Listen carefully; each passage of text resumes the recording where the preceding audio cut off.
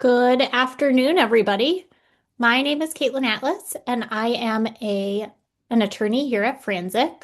I'm here today with Jennifer Smith and Mike Baran, who I will let introduce themselves for our annual, what it seems like at this point, CPI Franczek joint webinar. So I'll turn it over to Jennifer to introduce herself first, and she can kick it to Mike. Great. Another attorney from Franczek. And yes, our annual webinar and happy to partner with CPI and Mike on these updates. So Mike, turning it over to you. Thanks, Jennifer and Caitlin. Mike Baran, CPI's Enterprise Education Executive. I work on strategic partnerships and implementation plans for school districts across the country and was Illinois Territory Manager for many years, so very familiar with all of the changes over time around the use of restraint and timeout and how that impacts CPI training. So excited to be here and hopefully can continue to clarify the ambiguity that that somehow still exists after all this time. Well, the ambiguity is why Jennifer and I probably have jobs, so we're okay with it. Just kidding. We like there to be not a lot of ambiguity. Well, today, everybody, we decided not to do a traditional PowerPoint to keep this a little more interactive and fun, and to do essentially FAQs. So, what are we hearing from the community, both um, Mike as a CPI representative and Jennifer and I as attorneys? So, I will be our facilitator, and we'll go ahead and kind of bounce questions between and obviously add my thoughts because for those of you who know me, you know I can't help myself. I do see a couple of things. I see two people raising their hands. I am not sure why, but feel free to add in the chat why you are raising your hand, and we'll be happy to address that. And we will also monitor the Q&A feature as we are able to throughout to make sure we're addressing your questions. Just as a reminder, this is a webinar with people from all over the state, so please don't put in any student-specific information, district-specific, employee-specific information. Everything should be high-level questions or hypotheticals. Without further ado, I am going to turn it over to oh, the chat is disabled. That's okay. We will use the Q&A function instead. We are recording this session. It will be on Franczek's website and YouTube page, hopefully by the end of the day, though we seem to be experiencing some tech issues today, so maybe tomorrow. If everyone can hear in the background, my dog is really, really excited to hear about restraint timeout today. So he's joining for the webinar as well. I would like to start. We are getting a ton of questions still about training requirements and marrying the training requirements that are set forth in Illinois law and regulation and those who are under, CPI trainers. So how long, Mike, is a CPI instructor certification and how does that jive with the Illinois requirements? Yeah, that's a good place to start. So CPI, I guess to pull back, CPI is an international training organization, and so we have our certification standards that allow for some flexibility, but also meet a lot of accreditation standards across the country and the world. And so our standards for instructor certification are every 2 years. So an initial training for an instructor, and then if they're going to continue on as an instructor, we need to see them back at a formal renewal training after 2 years' time. And so the confusion comes in because in the state of Illinois for educators, the state requires annual training, not just for frontline teachers and educators, but also for anyone delivering the training. And Mike, Caitlin and I were reminiscing because in our partnership, you actually allowed us to go through the CPI training. And we were talking about it's been at least 2 years, and I would be hard pressed. I definitely have still takeaways in my mind, but if I had to actually implement that training, I would definitely need a refresher. And Caitlin, you were saying, and I'm also seeing it with the decrease in restraints, we have people who are less practiced. So we're seeing a need for more refresher training because people simply don't do it as frequently as part of their job. I think that's true. And the other thing after we talked about this, Jennifer, occurred to me is even the people who are doing it every day. I work with a public therapeutic day school who we just had a big investigation on this issue. They do it every day, but they're maybe using some bad practices. And then by redoing it every day, they're just reinforcing that. Yeah, there's certainly a difference between best practice and minimum requirements, right? And so, yeah, crisis response teams should be practicing these skills on a regular basis, whether it's weekly, monthly, quarterly, and always as a trainer, it's your responsibility to ensure your staff or those you're providing training to are confident and competent in the skills. And so however often you need to refresh yourself as a trainer, CPI has a number of resources to help you do that, whether it's our training development consultants who are available in the office Monday through Friday, typically 8 to 4-ish, local territory account managers, and even attending a refresher training in your off year as an instructor. You can attend an open program as a free refresher, which I know a lot of folks are taking advantage of to be able to meet the annual training requirement for instructors. The other way that I know folks are sort of meeting the annual instructor training requirement is just by doing an in-house training. And my understanding is that meets compliance so long as all components of Section H are met. And so we don't have to dig into all of those, but so long as you're meeting all of those components, it's documented. My understanding in my communication with the folks at ISBE is, yeah, that's one way that you could meet that annual training requirement. So you kind of touched on this, Mike, but can you distinguish for us the difference between training requirements for instructors versus training requirements for people who hold their blue card but are not necessarily instructors? Yeah, from CPI's perspective, for certified instructors, we need every 2 years. From the state says even instructors need to be trained every year. What that looks like um, is can vary. You can get it directly from CPI at one of those free refreshers or an in-house training for staff. That's very clear. It's every 12 months, minimum 8 hours of developmentally appropriate training. And so the content really is quite similar for whether you're a trainer or just a user of the skills. Um, but it's just clearer. It's every 12 months. If you're going to be using restraint or timeout, or even supervising the use, need to be trained on those skills, and not just an e-learning or an online module, but the simulated experience. So going through and doing that in person and practicing. So on that note, what are the CPI's training requirements of how long you need to be trained and the hybrid between virtual and in person?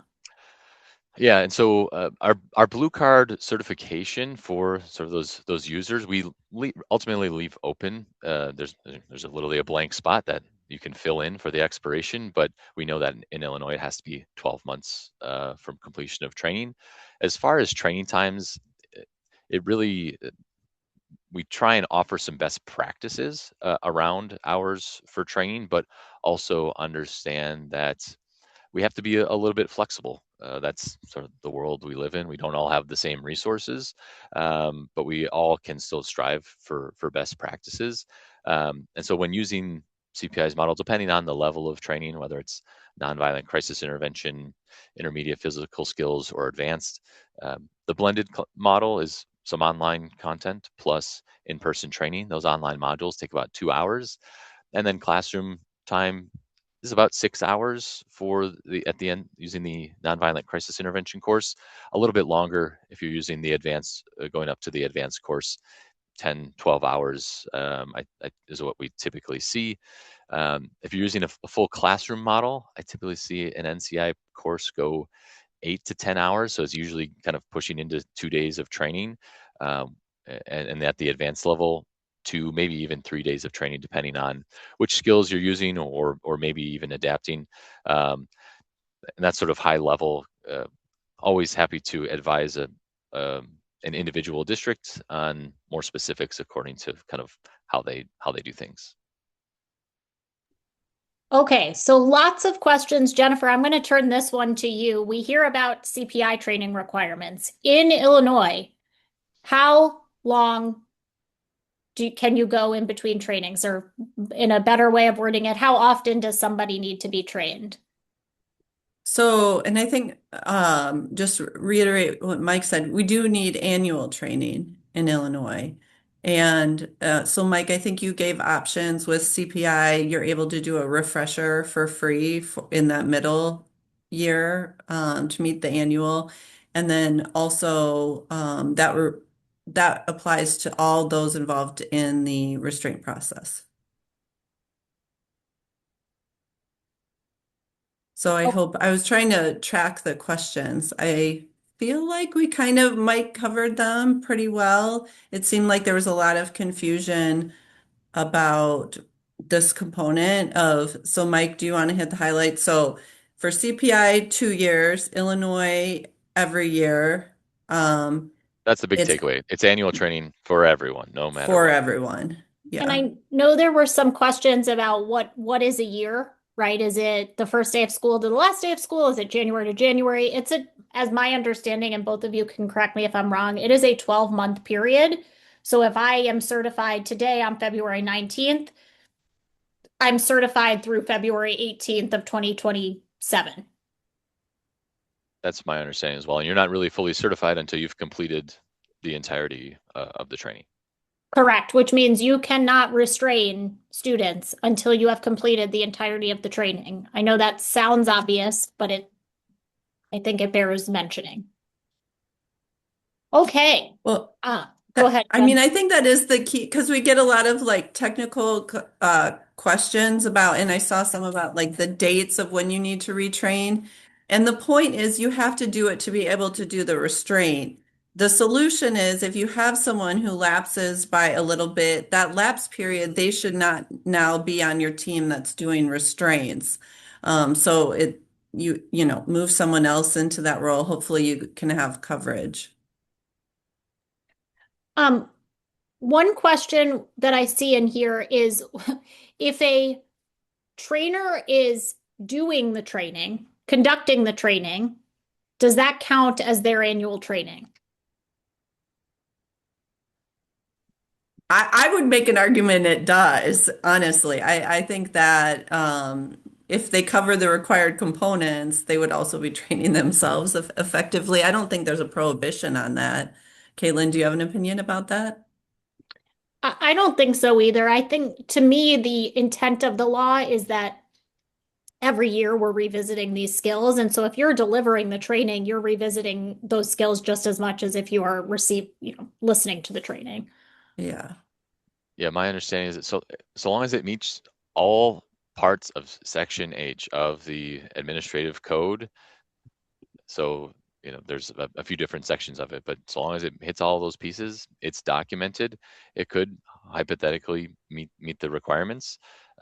Certainly, always check with your district's legal counsel or go straight to the ISBE student care team. Say, hey, this is our plan for meeting the requirements. Can you advise on that? Okay. I am going to turn it over to Jennifer. I do have more questions for you, Mike, but I'm going to kind of bounce back and forth. Jennifer, there was a recent guidance from November of 2025 from ISBE, which was an FAQ, answered a bunch of our questions. Is that law? So, no, it is, and it explicitly says in the guidance that it's guidance. It should only be used as guidance, and I would strongly encourage school districts, you still need to use your own professional discretion, or if it's a legal question, get legal advice. I think ISBE is trying to be helpful. They're giving a perspective on the law, but that is different than what the courts, hearing officers, or Department of Ed might enforce in your individual situation. And what we know is that there's nuances to all of this. So take it as guidance, take it as helpful in one perspective, but certainly still, you are also a professional in this field with an opinion. if something doesn't seem right. The problem I have had for clients in relying too heavily on non-regulatory guidance is if you get sued, the school district is where the buck stops on why you made decisions. ISBE will not come into that lawsuit and defend you because you said, I was following ISBE guidance. To some degree, judges might take that as reasonable that you're following ISBE guidance, but I currently have a case where the judge just thinks that ISBE guidance was wrong and or it's looking that way, and it will not just defer to ISBE guidance. The way the law has developed in recent years, there's less and less deference in the courts to agency opinion. So it's a little risky. You do need to take if you're taking a risk, if there's a question, run it up your own administrative team to make sure you're comfortable with the direction you're going, not just because it's in the guidance, but also because it's your interpretation of the requirement. Agreed.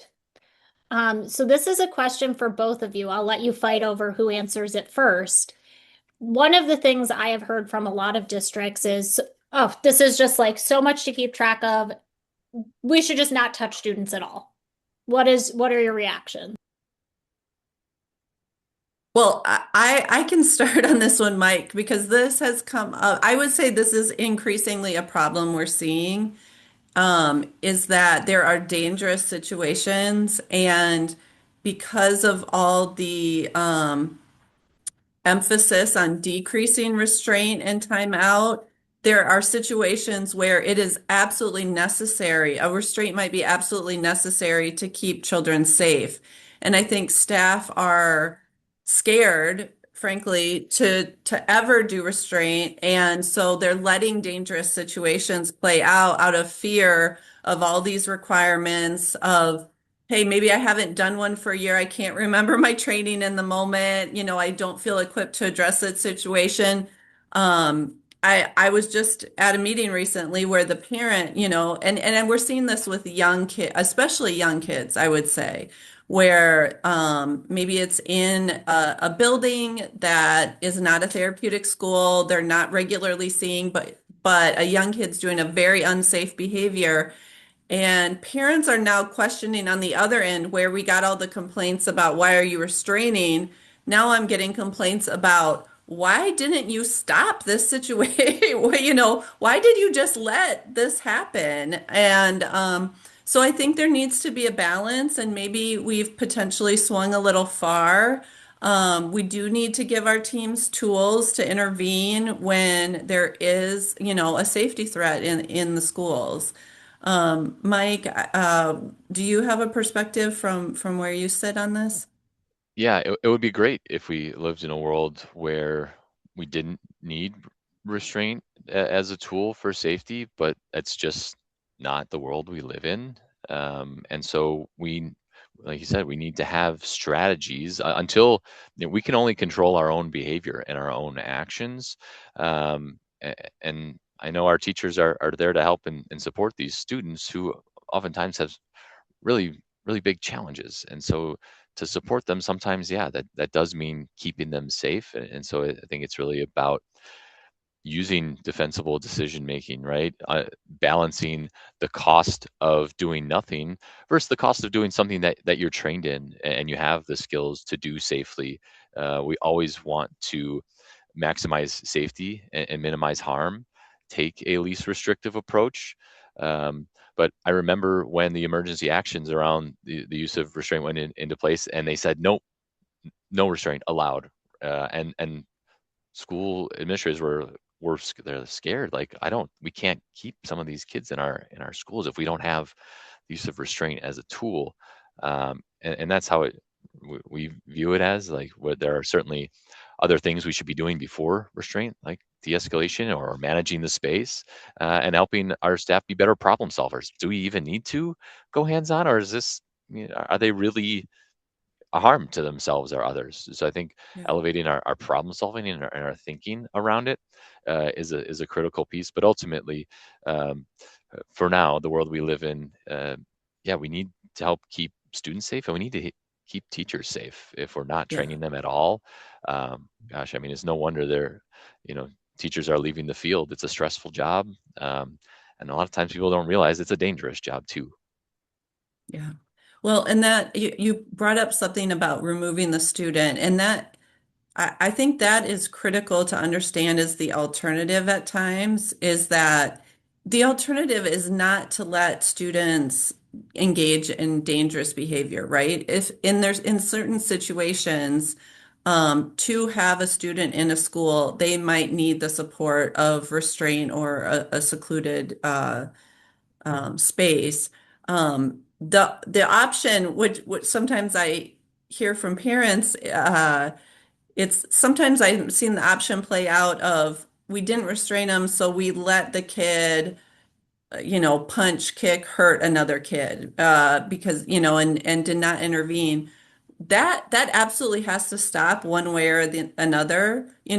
One way to stop that is to remove the kid from the setting, and then we get into a restrictiveness of placement issue. So there's not a risk-free option here, and this is just one of your tools for managing that situation. The option is not, though, and what I'm sometimes seeing, it's not to just continue to let that behavior occur and disrupt your setting and learning. That should not be the takeaway from these rules. So that sort of touches on another issue that I want to talk about. I think it's more of a Jennifer and me question, but feel free to weigh in, Mike.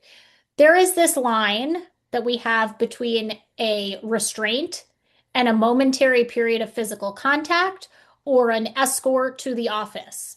I see districts struggle with this line every day, and I will tell you my opinion before Jennifer, you can jump in and tell me if you No, agree or disagree.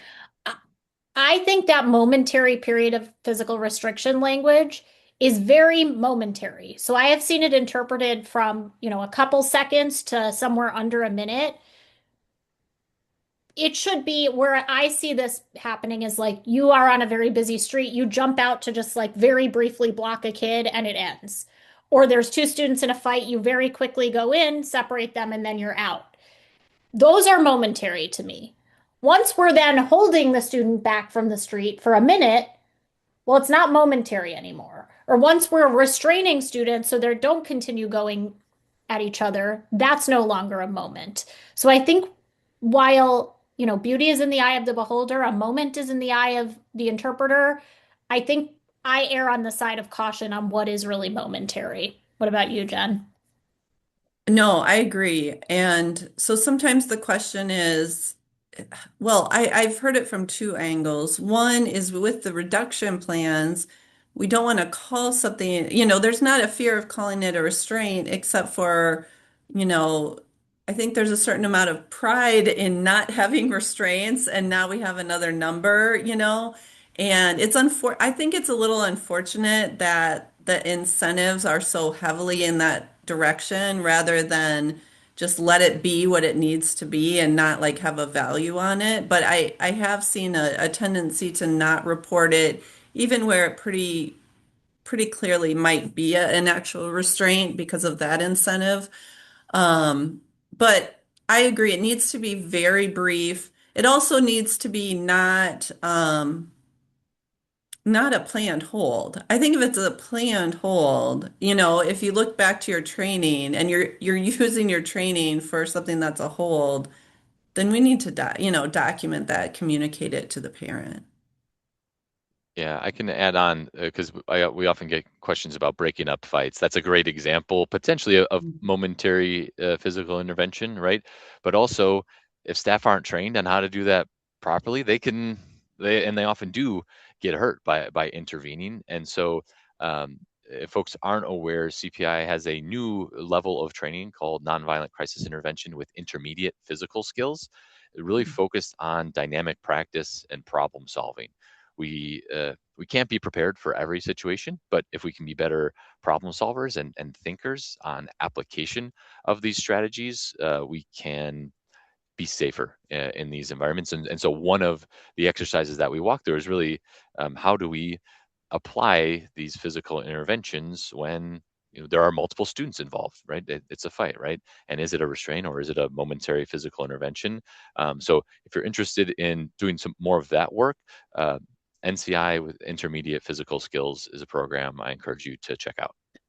And one of the things we see a lot of security staff who are responsible or end up in a position where they're breaking up these fights. Those folks should be trained using CPI or another company if you so choose. But I think that is like a frontline staff member that should have some training in physical management. A lot too with your transportation staff. We see this stuff happen on buses, and sometimes we're in a position where we say, well, we didn't even think to train our security guards, our bus staff, etc. And I think those are a big area of need. I'm seeing more and more questions about contracts. So if you don't do transportation in-house, think about that with your renewals of your transportation contracts and what kind of training requirements you want to embed or partner with those vendors on. So I'll ask one last question of Jennifer and then one last question of Mike to wrap us up kind of right in that half hour we were aiming for. Jennifer, there have been a lot of questions about using straps to position students, using mats to block students. What is the current guidance on that? So, one key thing I would say is look in the individual child's IEP for what was determined to be necessary for that student as an accommodation. So, if there's supported seating, teams should be specifying if it requires some sort of positioning or just generally, supported seating would not always include positioning. It might be obvious in the context of the IEP, but this is one place where I think we can do ourselves some legal benefit in those IEPs, and being more clear if there's an accommodation a student needs that really is restricting their movement, that we specify that in the IEP, then the parents are on the same page and we're on the same page that that is a positioning accommodation and not a restraint for behavior management. And then I would, if you're following the IEP, I'm in a much more comfortable position to say it's not a restraint. If you're trialing things and it hasn't been communicated to the parent as a positioning tool, that needs to be communicated in advance. And even if it is a positioning tool, it shouldn't be used in a manner to restrict the movement for a behavior response, unless obviously that has already been, maybe that's part of the holistic disability. Sometimes it's hard to describe behavior versus maybe a positioning need, but that needs to be pre-planned. Anything that's spontaneous, like we're worried they're going to move in an unsafe way, so you strap them down, and that had not been planned for in the IEP. Now we're into dangerous territory on the mechanical restraint. Thank you. I'm going to go back to Mike. When we started today, we really were talking about there's differences between Illinois law, laws in other jurisdictions, and CPI's, training requirements. Illinois, in addition to requiring training on physical restraint, requires training on timeout and isolated timeout and on trauma-informed care and restorative practices. Are those topics covered by CPI's training? The only area that CPI training does not cover is the use of timeout. And I'll caveat that by saying for now, our product team is looking into ways to support our partners in Illinois. So we previously put together a special electronic presentation that incorporates some of the language in terms and definitions from Illinois law to help folks facilitate training more seamlessly and integrate those things. And so now we're looking at ways to create a timeout and isolated timeout supplement. I don't have a timeline on that as of yet, but we know that it's a gap and want to make things as easy as possible for folks delivering our training. All other pieces, though, we cover. While we don't specifically call our training restorative justice or trauma-informed care. All of the program is inherently person-centered, and we draw from best practices from restorative practices and trauma-informed practices.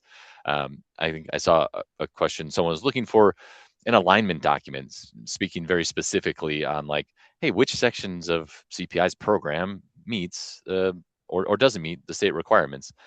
We do have a formal alignment document, so if anyone ever needs to see that or share that for any reason, just reach out to either myself or your territory manager who probably invited you here, and we can share that out and speak to those points. But really, the only piece that isn't covered is the use of timeout and isolated timeout, and I'm hopeful that will be that gap will be filled soon. Well, thank you, Mike. Anything that either of you want to address? I'm scanning through our questions. It feels like we've addressed a lot of them without clicking answer live, but any specific questions that you see that you want to address, either of you? Yeah, I would just say I'm excited to see all the questions. I did get a little behind. I saw some of them in terms of, I think it's this line between physical restraint or some sort of other prompting, physical touching, physical management with a tool. Again, I would emphasize using your IEP as a tool to define the difference if it's a question for a student, so that in advance, for the student, here's the difference. Um, Mike, over to you. Yeah, I think I was trying to keep up with the questions in the chat as well, and I am certainly noticing some different answers from, it sounds like, folks from who have attended these RTO summits or in touch with ISBE around annual instructor training requirements. I've been in touch with the assistant legal counsel over at ISBE and the student care division, and so I will do my best to continue working with them to get clarity on what does and what doesn't qualify for annual instructor training. That seems to be an area of ambiguity that I really want to help get cleared up. So more to come on that. I'll certainly still work towards that so we can continue getting answers for folks. But the other piece I think that is important, we sort of mentioned, is um, we can do a lot of work proactively to help support our teachers and our staff. And it has to be a little bit more than just sort of our once a year training, even though that's the minimum requirement. There's more that can be done, whether it's 10 minutes in a monthly staff meeting, sort of doing a role play or sharing a success story, or even sharing a challenge. Hey, I'm having this moment, or this student is presenting some challenges. How can my colleagues maybe help me troubleshoot? And in that vein, CPI has more resources than ever before. It's not just nonviolent crisis intervention training for those high-risk staff. There's de-escalation basics, a 30-minute module. You can literally train every single person in your building, and even your school bus drivers. There's a special module for them. Or maybe it's classroom culture or reframing behavior as a way to help your teachers manage their space in a more proactive and create a more positive learning environment. Or maybe staff don't need physical intervention, but they could still use de-escalation and communication training. I think the world would be a nicer place, honestly, if we We all all, did that. yeah, right. If we all had a little bit more empathy and a few more strategies to use in those tense moments. And so, if you aren't or don't know how or what it would even look like to reach more people with these supports, um, I'm happy to have that conversation. Our territory account managers are here to help, our training development consultants, or if you want to get in touch with our vice president of integration and sustainability, we can do that too. We really want to help everyone be successful and be safe. Well, thank you, everybody. Thank you, Mike and Jennifer, mostly, and all of the participants for all of the questions that you've submitted. We will continue to do these webinars on a regular basis to keep everybody informed, but please feel free to reach out to us as well if you have any questions. Thank you. Thanks, Kaitlin. Thanks, Thanks. Jennifer.